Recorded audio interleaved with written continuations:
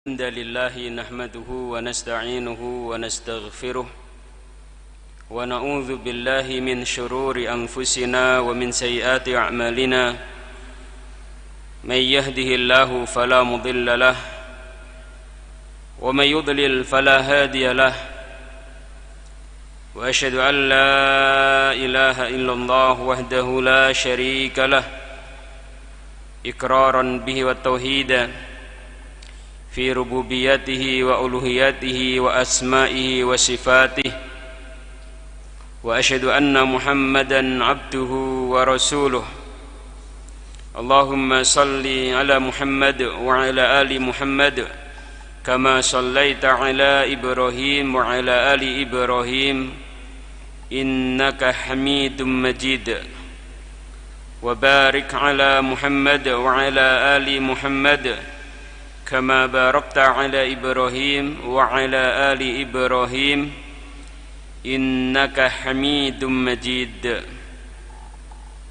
نسأل الله تعالى علما نافعا ورزقا طيبا وعملا متقبلا ونعوذ بالله من علم لا ينفع ومن قلب لا يخشع ومن نفس لا تشبع ومن دعوة لا يستجاب لها اللهم يا معلم آدم وإبراهيم علمنا ويا مفهم سليمان فهمنا اللهم افتح لنا فتوح العارفين واغفر لنا ولوالدينا وللmuslimin ajmain Allahumma amin.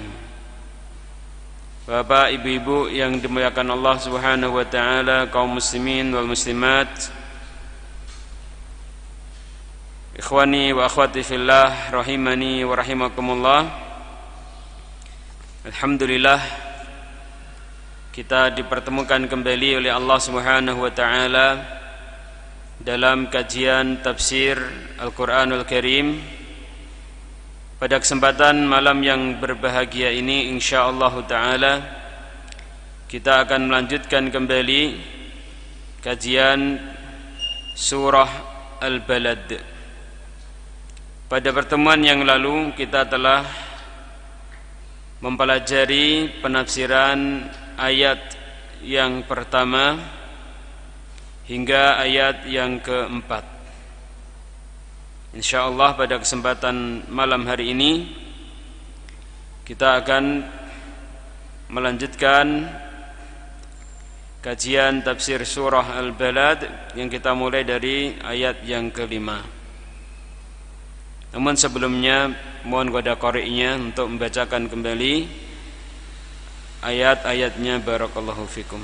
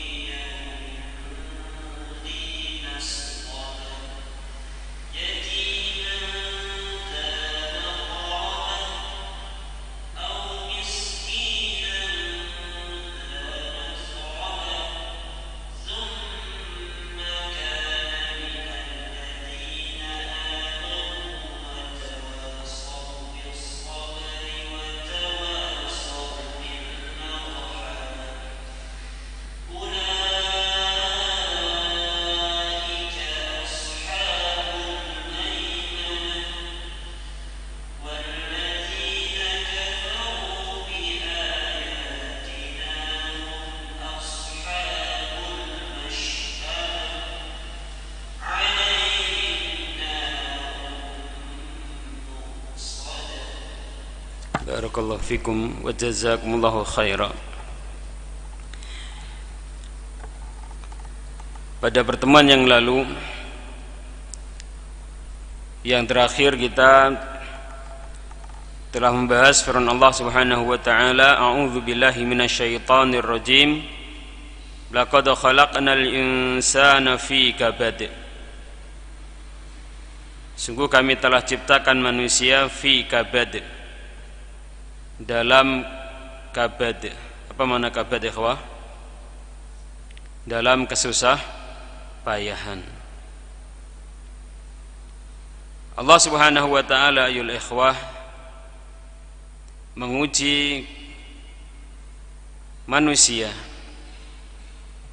dengan berbagai macam ujian ketika mereka hidup di muka bumi ini. Demikian juga kaum mukminin diuji oleh Allah Subhanahu wa taala agar benar-benar nampak jelas keimanan yang ada di dalam dirinya, benar-benar terrealisasikan dalam kehidupan yang nyata. Dan kabad yang seperti ini ayol ikhwah akan terus dirasakan oleh umat manusia, termasuk juga kaum mukminin,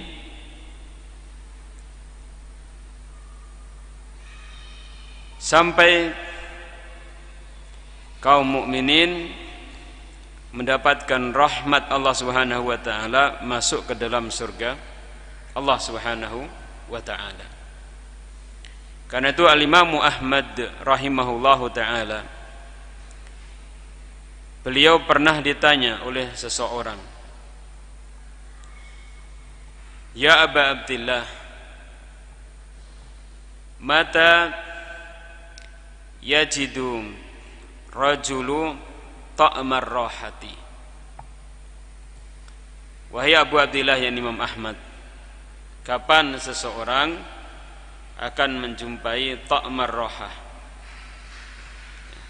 akan menjumpai istirahat? Jadi dia tidak merasakan lagi yang namanya kabad. Imam Ahmad rahimahullah ta'ala, beliau memberikan jawaban yang kurang lebih adalah inda awwali qadamin yada'uha fil jannati. Inda awwali qadamin yada'uha fil jannati. Di awal langkah kakinya ia masuk ke dalam surga Allah Subhanahu wa taala. Ketika itu maka seseorang akan yajidu ta'mar rahati. Seseorang dia akan menjumpai istirahat.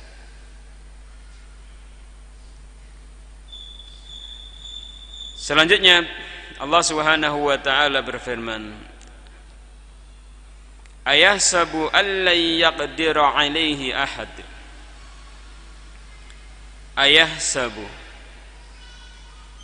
apakah manusia menyangka, allai yaqdira alaihi ahad, bahwasannya tidak ada seorang pun yang akan berkuasa atasnya.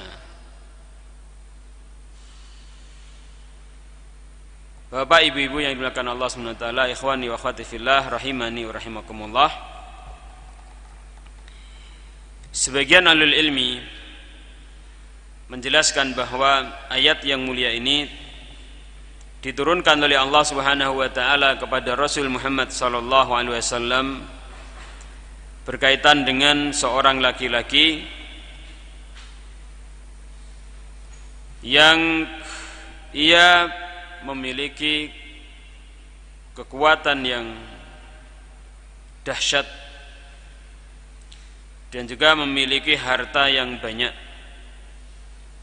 Namanya adalah Abul Asyadain. Abul Asyadain. Dikisahkan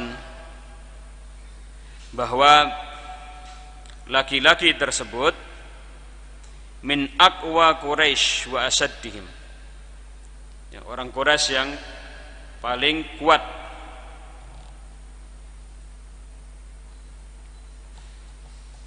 Wa kana yubsatu lahul adimu, kadang ditunjukkan, dipertontonkan di hadapan khalayak ramai, dibentangkan kulit baginya. Kemudian akhirnya dia berdiri di atas kulit tersebut, yang kemudian wa yastami'ul qaumu 'alal adim fayajdzibunahu min tahti qadamihi. Hanya kemudian datanglah beberapa orang laki-laki menarik kulit tersebut, yang mana dia berdiri di tengah-tengah dari kulit tersebut. Fayanqati'u wa la tazulu qadamuhu. Ternyata apa yang terjadi? Kulit tersebut robek, ya, tercabik-cabik. Sementara kedua belah telapak kaki laki-laki tersebut tidak bergeser sedikit pun dari tempatnya. Ini menunjukkan bahwa dia adalah orang yang sangat kuat sekali, ya. Jadi memang sebagian orang dahulu, ikhwah, ini memiliki kekuatan yang luar biasa, ya. Yang seperti ini gambarannya. Jadi kalau sudah berdiri, ditarik orang, dia gak akan bergerak sama sekali. Akan beberapa orang ditarik, dia tidak pernah bergerak, gitu. Ada contoh yang lain yang menunjukkan bahwasanya orang dahulu itu memang ada yang sangat kokoh, ya, sangat perkasa. Seperti misalnya adalah Muhammad Al-Hanafiyah, keturunan dari sahabat Ali bin Abi Thalib radhiyallahu taala anhu. Beliau sangat kuat sekali. Dikisahkan dalam sejarah bahwa pada masa Khalifah Umayyah, ya, kalau tidak salah adalah pada masa Muawiyah, ya, ini datang utusan dari Romawi kalau tidak salah, ya, yang kemudian memberikan tantangan, ya, kepada Khalifah pada waktu itu, yang tantangannya itu sepele tetapi sebenarnya juga itu adalah sebagai bukti dari kekuatan kaum muslimin apabila memang bisa melayani tantangan tersebut dan mengalahkan dua utusan orang Romawi tersebut. Utusan yang pertama orang yang sangat tinggi, ditantang kaum muslimin, siapa yang bisa menandingi orang yang sangat tinggi tersebut. Dan akhirnya kalah. Ternyata ada di antara kaum muslimin yang lebih tinggi dari mereka, dari utusan tadi, ya, yang diutus tadi. Kemudian yang paling kuat, ya, ini orang yang paling kuat di Romawi itu dikirim. Akhirnya kemudian majulah Muhammad Al-Hanafiyah, keturunan Ali bin Abi Thalib radhiyallahu anhu, yang akhirnya kemudian di depan khalayak ramai bertanding. Muhammad Al-Hanafiyah ditarik ke atas, ya, ditarik ke atas, ya, dia duduk, ditarik ke atas. Ternyata tidak tertarik, justru yang tertarik malah yang menarik, gitu. Kemudian akhirnya Muhammad bin Hanafiyah berdiri. Orang Romawi tersebut menarik ke bawah supaya apa? Duduk. namun ternyata utusan Romawi tadi yang tertarik ke atas. Nah, ini. Demikian juga kalau kita perhatikan sejarah bagaimana ya, keperkasaan sebagian ya, kaum muslimin seperti sahabat Ali bin Abi Thalib radhiyallahu ta'ala anhu ya, ketika dalam sebuah peperangan, perang Khaybar ya, beliau menjebol benteng Khaybar, jadi pintu benteng Khaybar dijebol oleh beliau dan kemudian diangkat sebagai tameng ya, dan dikisahkan setelah selesai peperangan ternyata pintu tadi ya, hanya mampu diangkat oleh kurang lebih 40 orang ya. Memang ada orang-orang dahulu yang ini kokoh-kokoh, kuat-kuat ya. Sebagaimana pula orang sekarang pun juga ada yang seperti itu. Namun di sini ayolah ikhwah, Abul Asyadain, orang yang dia memiliki kekuatan yang luar biasa tadi, dikisahkan bahwasannya beliau menggunakan kekuatannya tersebut untuk memusuhi Rasulullah Muhammad sallallahu alaihi wa ala alihi wasallam. Dan dia menyangka bahwasanya tidak akan ada seorang pun yang mampu untuk mengalahkannya.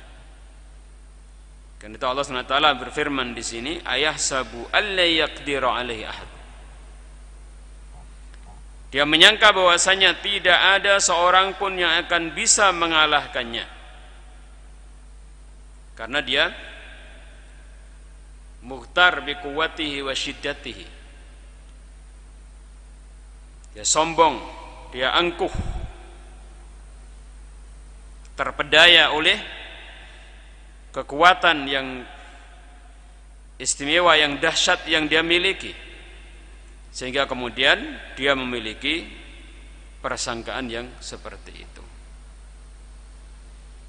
Allah Subhanahu wa ta'ala menurunkan ayat yang mulia ini kepada Rasulnya untuk memberikan teguran, memberikan celaan kepada seseorang yang memiliki persangkaan yang seperti ini, seperti Abul Asyadain tadi. Ayahsabu alla yaqdiru alaihi ahad. Di sini ayat yang mulia ini dimulai dengan hamzah istifham. Ya, hamzah istifham. Istifham di sini ayolah ikhwah adalah istifham bukan untuk mencari sebuah informasi, tetapi para ulama mengatakan bahwa istifham di sini adalah istifham lil ingkari war radd'.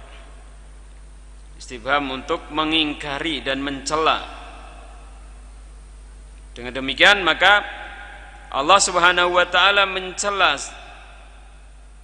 orang yang memiliki persangkaan yang seperti ini, yang diantaranya adalah Abul Asyadain.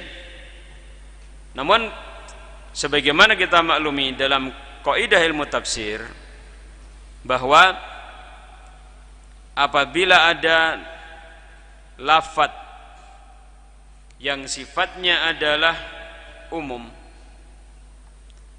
kemudian ada sebab turunnya ayat tersebut yang sifatnya adalah khusus, maka al-ibratu bi umumi lafzi la bi khususi as-sabab. Yang menjadi ibrah dan pelajaran bagi kita adalah keumuman lafaz, bukan kekhususan sebab. Walaupun sebab adalah merupakan awwalu ma yadkhul fil ayati. Sebab adalah merupakan yang pertama kali masuk dalam konteks pembahasan yang ada di dalam ayat tersebut. Tetapi yang menjadi ibrah adalah umum lafzi la khususu as-sabab. Al-ibratu bi umumi lafzi la bi khususi as-sabab. Dengan demikian ayolah ikhwah, maka ayat yang mulia ini mencela kepada semua orang yang memiliki sangkaan yang seperti ini, bahwa tidak ada seorang pun yang akan mampu untuk mengalahkan dirinya karena kekuatan yang dia miliki, sehingga kemudian dia sombong, kemudian dia mughtar, dia terpedaya dengan kekuatan yang dimilikinya.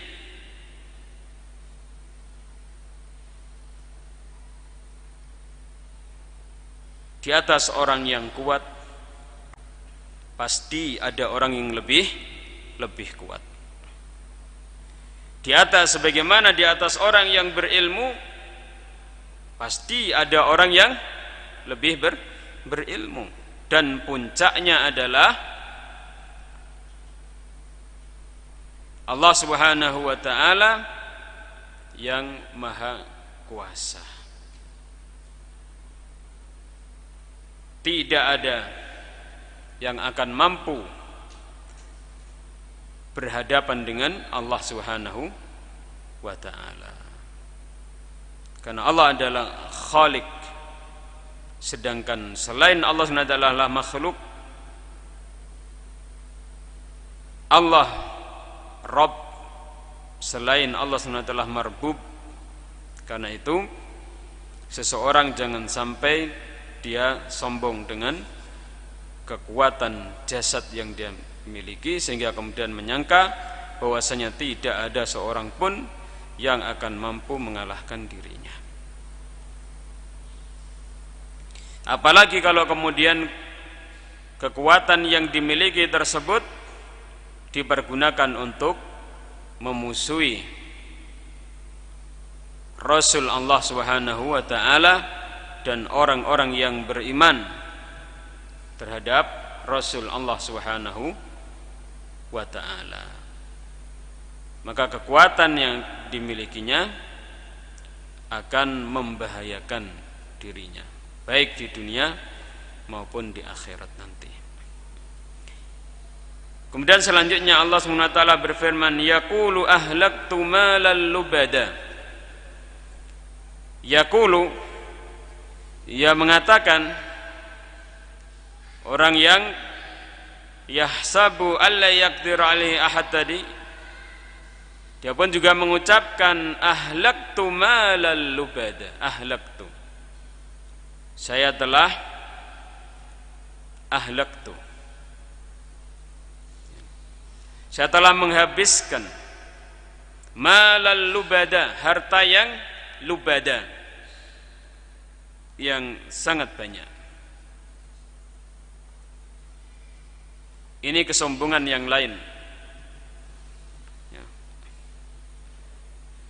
dari orang yang menyangka bahwa tidak ada seorang pun yang mampu untuk mengalahkannya. Dia mengatakan, saya telah ahlaktu malal lubada, ini saya telah mengeluarkan harta yang sangat banyak. Untuk apa? Untuk hal-hal yang sifatnya memuaskan hawa nafsunya, termasuk dalam memusuhi Rasul Muhammad sallallahu alaihi wa ala alihi wasallam, untuk berpoya-poya, untuk berpesta dengan tanpa mengenal halal dan haram. Dia berbangga diri dengan apa yang dia lakukan, menginfakkan hartanya yang sangat banyak untuk memusuhi Rasul Muhammad SAW, dan dia berbangga dengan hal itu. Dia menginfakkan hartanya yang sangat banyak untuk berpoya-poya, untuk bersukaria tanpa mengenal halal dan haram. Dia bangga dengan yang seperti itu.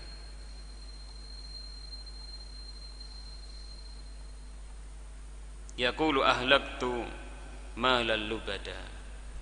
Namun perhatikan aja ikhwah fiddin rahimani wa rahimakumullah. Orang yang dia menghabiskan hartanya, mengeluarkan hartanya yang sangat banyak tersebut untuk hal-hal yang seperti yang disebutkan di atas tadi, Allah Subhanahu wa taala ungkapkan apa yang dia lakukan tersebut dengan kata-kata ahlaktu, yang artinya wallahu a'lam bishawab,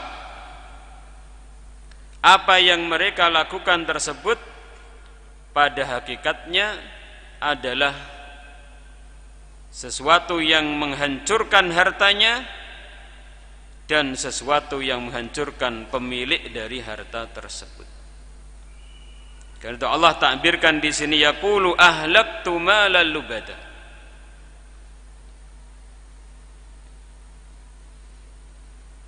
Berlainan dengan orang-orang yang beriman yang mengeluarkan hartanya fi sabilillah, mengeluarkan hartanya untuk kebaikan-kebaikan, Allah Subhanahu wa taala menggunakan kata yang indah, yaitu misalnya seperti yungfiku, ya, atau yungfikun dan lainnya.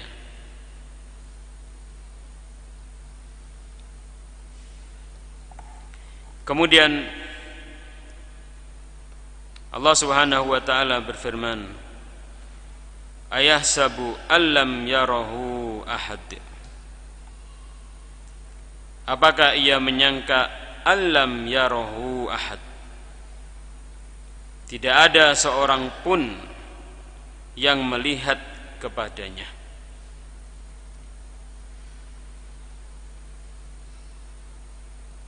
Di sini ayat ini dimulai dengan hamzah, yang kembali hamzah ini adalah hamzah istifham. Istifham di sini adalah istifham lil inkari warad. Ya. Istifham untuk pengingkaran, ya, untuk apa? Pengingkaran dan pencelaan, yang menunjukkan bahwasannya apa yang disangka oleh orang tersebut adalah sangkaan yang jelek, sangkaan yang tidak benar. Apakah dia menyangka alam yarahu ahad, tidak ada seorang pun yang melihatnya, yakni apa yang dia lakukan dengan penuh kesombongan dari mengeluarkan hartanya untuk memusuhi Rasulullah Muhammad sallallahu alaihi wa ala alihi wasallam dan memusuhi kaum mukminin yang bersama Rasul Muhammad sallallahu alaihi wasallam, kemudian berpesta pora, berpoya-poya dengan harta yang dimilikinya dengan tanpa mengenal halal dan haram, digunakan untuk apa saja yang sifatnya bisa menyenangkan hatinya, tidak kenal batasan halal dan haram. Mau minum khamr, ya diambillah khamr. Mau melakukan kedzaliman dengan uangnya, maka dilakukan, ya, kedzaliman. Mau melakukan apa saja yang diinginkan oleh dirinya, maka dilakukan tanpa mengenal halal dan haram. Apakah dia menyangka bahwasanya tidak ada seorang pun yang melihat kepada perbuatan yang dilakukan tadi? Ayahsabu allam yarahu ahad.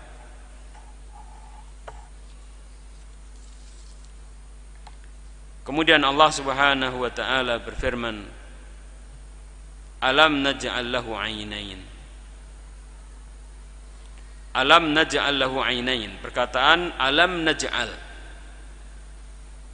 artinya adalah tidakkah kami telah menjadikan baginya ainain, dua belah mata. Perkataan alam naj'al lahu ainain di sini dimulai dengan hamzah lagi ya ikhwah ya.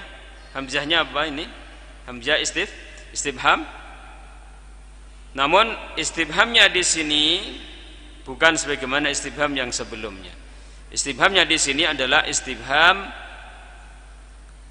takriri. Istifham takriri. Pertanyaan untuk menetapkan apa yang dipertanyakan. Yakni berarti Allah Subhanahu wa taala telah menjadikan baginya dua belah mata.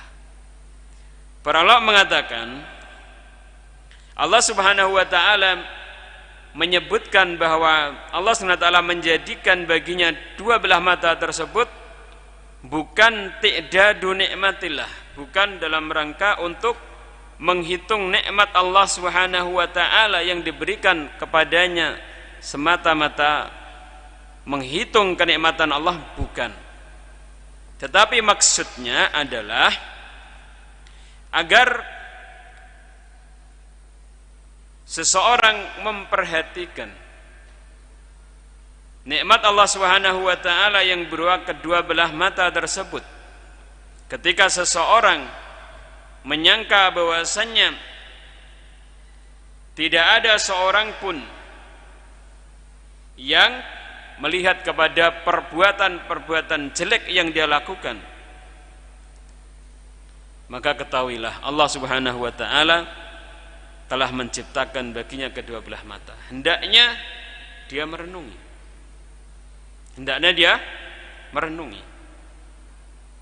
Kedua belah mata yang diberikan oleh Allah Subhanahu wa taala kepadanya tersebut, Allah Subhanahu wa taala yang menjadikan baginya mata yang begitu besar fungsinya. Ini menunjukkan ya, keagungan penciptanya, menunjukkan kekuasaan yang serba maha dari penciptanya. Dengan demikian, maka kalau seandainya apa yang dia lakukan tadi tidak dilihat oleh manusia, maka Allah yang menciptakan kedua belah matanya melihat terhadap apa yang dia lakukan.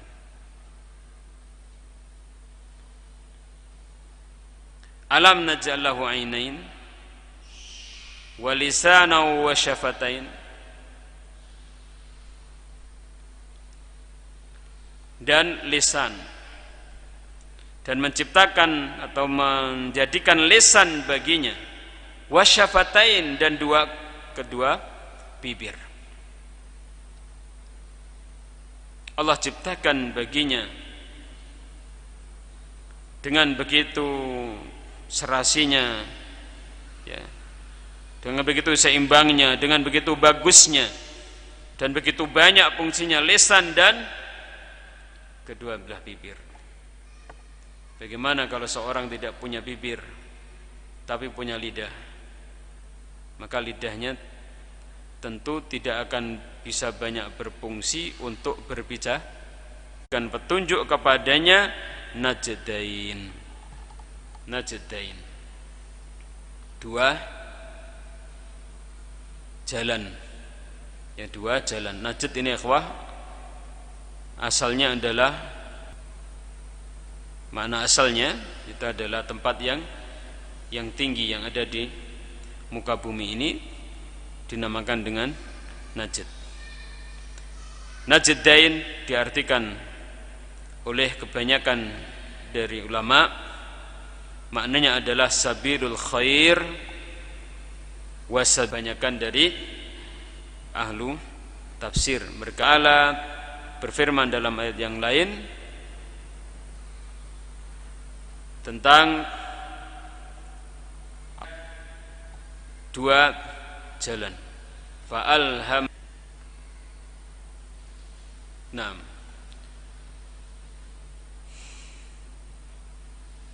wa hadainahu najdain. Sudah sangat terang, Allah Subhanahu wa taala telah tunjukkan dengan sebaik-baiknya, maka Allah Subhanahu wa taala berikan kemampuan baginya untuk memilih jalan yang baik ataukah jalan yang jelek yang ditempuhnya.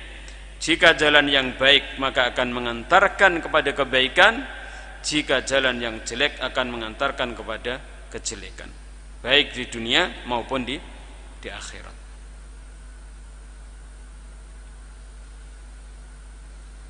Nah, orang ke surga Allah Subhanahu wa taala. Kebalikannya, wa iyyakum wal kadhib. Fa innal kadhiba yahdi ila madha ikhwan? Ila fujur. Wa innal fujura yahdi ilan nar. Jauhilah oleh kalian kedustaan.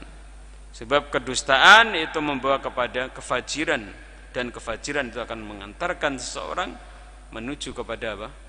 Kepada neraka. Ini sabilus syarr. Contohnya misalnya adalah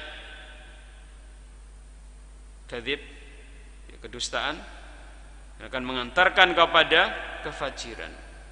Kefajiran akan mengantarkan kepada neraka, menuntun seseorang ke neraka. Allah Subhanahu wa taala telah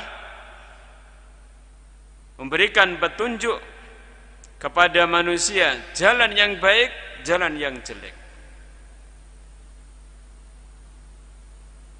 Dan Allah Subhanahu wa taala memberikan potensi yang berupa kemampuan bagi manusia untuk memilih dan menempuh jalan yang baik, dan kemudian meninggalkan jalan yang jelek.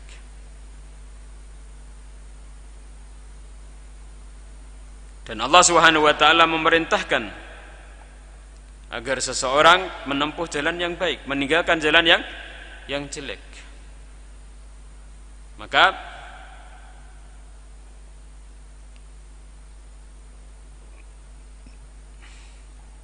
seseorang hendaknya berusaha untuk menempuh jalan-jalan kebaikan. Wa hadainahun najdain.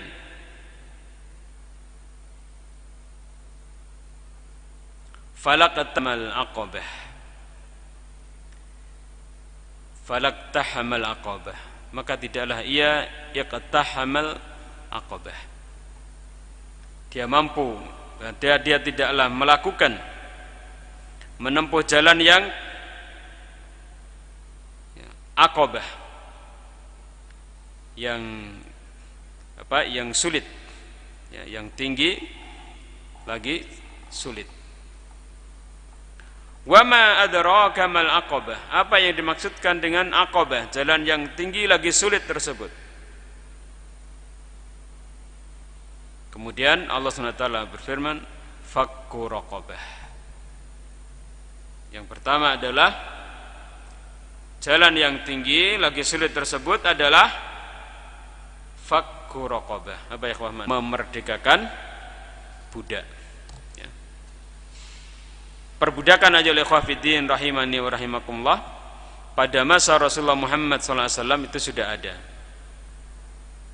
Ketika Rasul SAW diutus oleh Allah Subhanahu wa taala, Rasulullah Muhammad sallallahu alaihi wa ala alihi wasallam membawa syariat agar umatnya senang untuk memerdekakan budak. Bahkan Nabi sallallahu alaihi wa ala alihi wasallam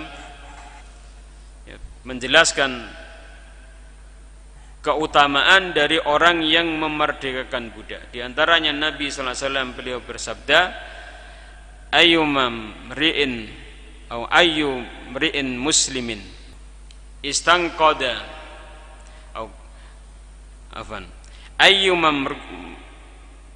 ayyu imri'in muslimin a'taqa imra'an musliman istangqada udwan minhu udwan minhu minan nar. Siapa saja seorang muslim yang dia memerdekakan seorang muslim, maka dia telah membebaskan anggota badannya dari memerdekakan budak tersebut dari neraka jahanam.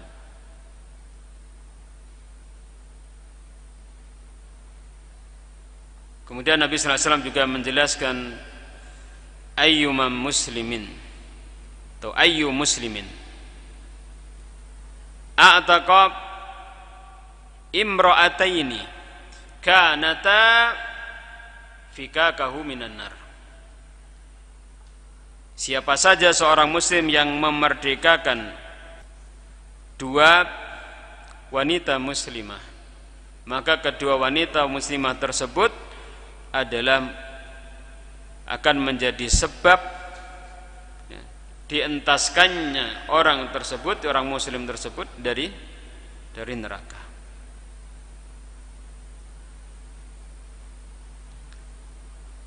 Dan semakin budak itu semakin mahal, semakin bagus, maka itu semakin utama. Karena itu Nabi sallallahu alaihi wasallam ditanya, ayyuma riqabu afdal, mana budak yang lebih utama untuk dimerdekakan? Nabi sallallahu alaihi wasallam mengatakan, aghlaha thamanan wa anfasuha, yang paling mahal dan yang paling bagus yang dimiliki oleh budak, yang dimiliki oleh tuan pemilik budak tersebut, ya, yang dimiliki oleh tuan pemilik budak tersebut. Jadi budak semakin mahal, semakin bagus. Jika dimerdekakan, maka itu semakin utama.